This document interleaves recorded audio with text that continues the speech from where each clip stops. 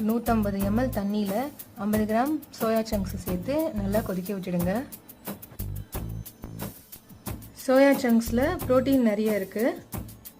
இது நல்லா கொதிச்சதுக்கப்புறம் தண்ணியை நல்லா உறிஞ்சிட்டு பெருசாகிடும். இதுலேருந்து தண்ணியை செப்பரேட் பண்ணுறதுக்கு கையால் பிழிஞ்சிக்கலாம். இல்லைன்னா இந்த மாதிரி 2 கரண்டியை வச்சு ப்ரெஸ் பண்ணிவிட்டு சோயா சங்க்ஸை தனியாக எடுத்து வச்சுருங்க.